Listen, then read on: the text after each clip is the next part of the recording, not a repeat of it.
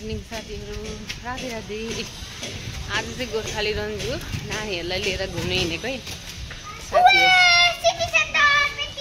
Today we going city center. My grandmama give me $1.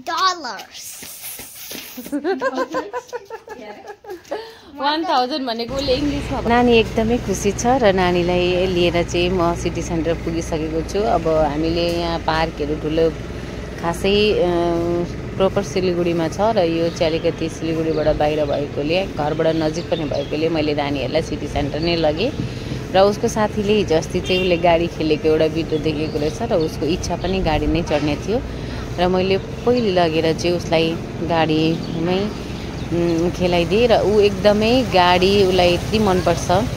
उसको मुखमै जो आए पनि उसलाई के किनिदिने कुरा गर्दाखेरि चाहिँ उसले फर्स्टै डिमान्ड उसको गाडी हुन्छ र दुईजना छोराछोरी चाहिँ दुई खालको छ र छोरी चाहिँ एकदमै खानेकुराहरू बेसी खानु मन पराउने छ र त्यो पनि बाहिरको। उसले घरमा बनाएको सब्जीहरू त्यति खानु मन नपराए तापनि बाहिरको चटपटा जिनिसहरू चाहिँ एकदमै मजाले खाइदिन्छ मेरो छोरीले।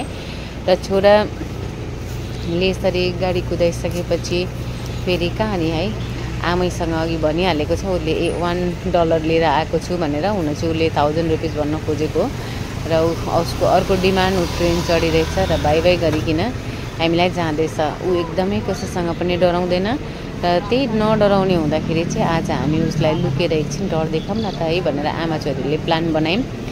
आमा छोरीको प्लान अनुसार चाहिँ हामी लुक्यौँ तर त्यही क्रममा चाहिँ ऊ उता फर्किकन आएको रहेछ ट्रेनमा र उसले हामीलाई यहाँ लुकिरहेको पनि देखेन किनभने ऊ उता फर्किरहेको छ र उता फर्किरहेको छ। ट्रेन अर्को नानी चढाउनुको लागि रोकिन्छ, ऊ जान्छ र बिचमा ट्रेनले उसलाई छोडिदिँदाखेरि चाहिँ हामीलाई त्यति याद नगरे तापनि उत्रेपछि चाहिँ ऊ एकदमै आत्तिएर हामीलाई खोज्दै आइरहन्छ। उसलाई एक किसिम हाम्रो नेपालीहरूले भन्छ नि निसा लागेछ भने जस्तै नानी त्यसरी नै ट्रेन गइसकेर उता जाँदाखेरि चाहिँ नानी निसा लागे जस्तै गरेर हामीले उसलाई बोलायौँ र ऊ फर्केर कुद्दै आएको छ। एकछिन चाहिँ आत्तिएछ ल साथी नानीहरूले बाहिर आएपछि मोमोसम्म खाएर मेरो दिनचर्या यसरी नै बित्यो। हुन्छ साथीहरू।